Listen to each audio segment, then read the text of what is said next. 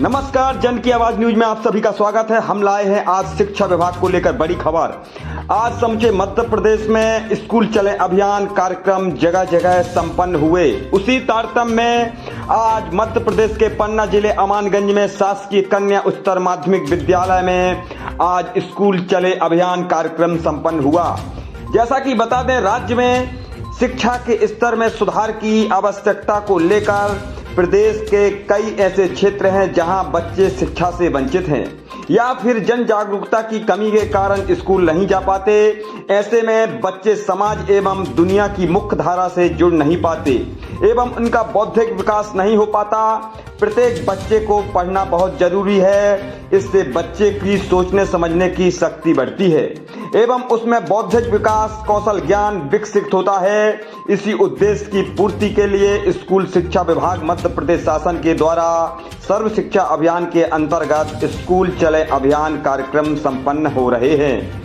School चले अभियान का मुख्य उद्देश्य 6 से 18 वर्ष के बच्चों का स्कूल में नामांकन करना एवं गुणवत्तापूर्ण शिक्षा प्रदान करना है।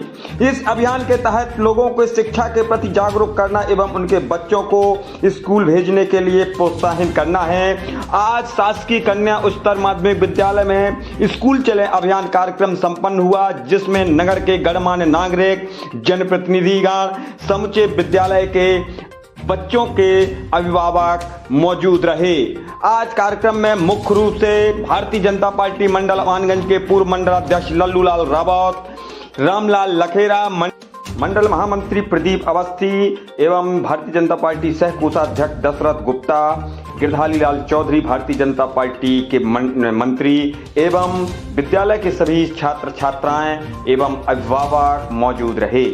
कार्यक्रम में सभी अभिभावकों ने अपने अपने छात्र जीवन के अनुभव साझा किए एवं छोटी छोटी बच्चियों ने शानदार पंक्तियों के माध्यम से, कविताओं के माध्यम से लोगों का दिल जीता। आइए हम सुनाते हैं विद्यालय की छात्राओं ने क्या कुछ पंक्तियां और क्या कुछ अपने अनुभव साझा किए।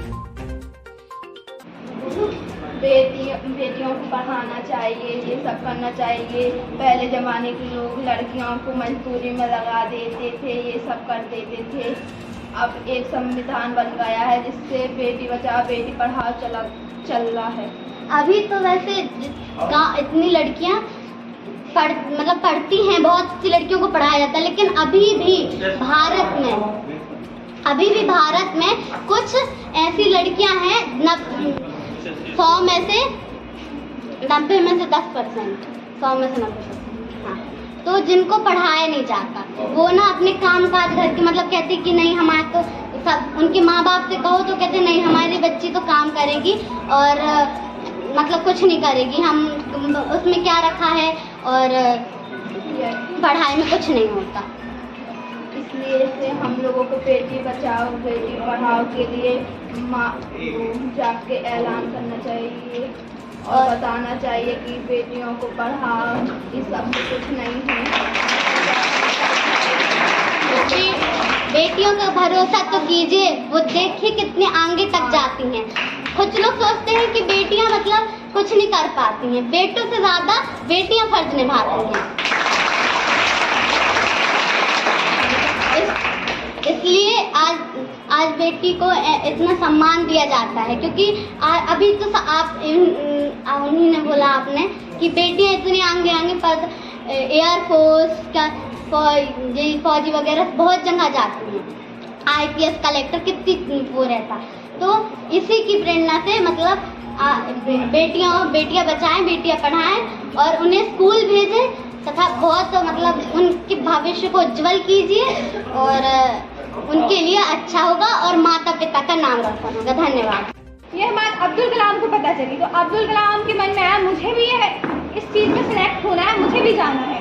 तो लेकिन अब्दुल कलाम बड़े ही सोच विचार में पड़ गए कि मैं वहाँ तक जाऊँ कैसे, मेरे पास तो इतने पैसे ही नहीं है कि मैं वहाँ तक चल जाऊँ। तो अब्दुल कलाम की बहन थी, उन्होंने देखा कि मेरे भाई बड़े ही चिंतित हैं, तो उन्होंने कहा कि मेरे पास भी कंगन है, आप इन्हें भेज दीजिए और आप वहाँ दिल्ली जाइए और वहाँ आप अपना इंटरव्यू दीजिए। तो उनकी कहती ये हमारे घर की आखिरी धरोहर है और इसे बेच देंगे तो हमारे पास कल के खाने के लिए क्या है, हम कल खाएंगे क्या। तो उनकी बहन कहती है अगर आपकी जॉब लग जाती है तो मैं ऐसे 10 कंगन पहन के आप ही के सामने घूमूंगी। तो वो कहते हैं ठीक है, उन्हें बहुत ही रोना आया, लेकिन उनकी बहन ने कहा आप अपना सपना पूरा कीजिए। तो वो कंगन लेके जाते हैं, उन्हें भेज देते हैं और फिर वो तुरंत दिल्ली रवाना होते हैं इंटरव्यू देने के लिए। वह अपना इंटरव्यू देने जाते हैं। वहाँ जो सर थे वो इंटरव्यू लेते हैं, वो उनसे 2-4 सवाल पूछते हैं, वो सवाल के उत्तर देते हैं और जैसा भी उन्हें लगता है तो वो जो सर होते हैं अब्दुल कलाम से कह देते हैं आप इसके काबिल नहीं। तो अब्दुल कलाम को बड़ा ही सदमा पहुंचता है। वो कहते हैं बताया मैंने इतनी शिक्षा ली, इतनी पढ़ाई की और मैं इस चीज़ के काबिल नहीं रहा। तो अब्दुल कलाम वहाँ से चल देते हैं और वहाँ रास्ते में जा रहे होते हैं तो वह सोचते हैं कि मैं घर की आखिरी धरोहर बेच के आया था और मेरे पास तो कल कुछ खाने के लिए भी नहीं है, मैं कैसे अपनी बहन को मुँह दिखाऊंगा, मैं क्या उम्मीद लेके घर जाऊँ। तो वो कहते हैं अब मेरे पास जीने के लिए कुछ नहीं बचा, मैं नहीं जीना चाहता। बस वो एक चोटी पे जाकर खड़े हो जाते हैं, वो नीचे देखते हैं फिर ऊपर देखते हैं, फिर कुछ विचार विमर्श करते हैं। वहाँ एक साधु बैठे होते हैं, वो अब्दुल कलाम को ऐसा करते देख के पूछते हैं, साधु तो होते ही दयालु है, बड़े ही प्रेम से उन्होंने पूछा बेटा क्या हुआ, क्यों इतने विचार विमर्श में हो, क्या करने की इच्छा है तुम्हारी। तो अब्दुल कलाम को रो पड़े, बोलते हैं कि अब मेरे पास जीने के लिए कुछ नहीं बचा। उन्होंने सब अपनी बीती सुनाई। तो साधु बोलते हैं कि तुम्हारी शिक्षा अगर ये सब करने के लिए कहती है तो तुम अवश्य करो। क्या तुम्हारी अपनी बहन की एक बार आंखें देखो जो तुम्हारी राह तक रही। क्या तुम्हारी शिक्षा कहती है कि तुम ये सब कदम उठाओ। अगर ईश्वर ने तुम्हें उस छोटी नौकरी से बाहर निकाला है तो ईश्वर तुमसे कुछ अवश्य बढ़ा चाहता है। अगर ईश्वर ने तुम्हें इस रास्ते को बंद किया है तो ईश्वर ने अवश्य तुम्हारे लिए 2 रास्ते खोले हैं। तो तुम उन आगे की रास्तों को देखो। अगर अभी भी तुम्हारे मन में शंका है तो तुम ये कदम बिल्कुल उठा सकते हो। तो अब्दुल कलाम का मन पलट गया। वो कहते हैं ठीक है, तो मुझे अब करना क्या चाहिए। तो जो गुरु थे वो उन्हें अपने साथ ले जाते हैं और वहाँ उन्हें शिक्षा प्रदान करते हैं। वहाँ अब्दुल कलाम रामलीला देखते हैं और रामलीला में वो अग्निवाण देखते हैं। वहाँ के गुरुओं से पूछते हैं क्या ये अग्निवाण सत्य है। तो वहाँ के गुरु जी लोग बोलते हैं हाँ ये द्वापर युग में यह सतयुग में चलाया गया था। तो जो अब्दुल कलाम होते हैं तो उनके मन में अग्नि मिसाइल की बात याद आती है। तो वहाँ वह व्यक्ति हमारे देश के प्रथम अग्नि मिसाइल उन्होंने साइकिल पर रखकर लॉन्च की। उस अग्निवाण से उन्हें अग्नि मिसाइल की बातें याद आई। वह व्यक्ति जो एक वक्त पर सुसाइड पॉइंट पे खड़े होकर सोच रहा था कि अब मेरे पास जीने का कोई उद्देश्य नहीं, वही व्यक्ति आगे चलकर हमारे देश का प्रथम राष्ट्रपति बनता है।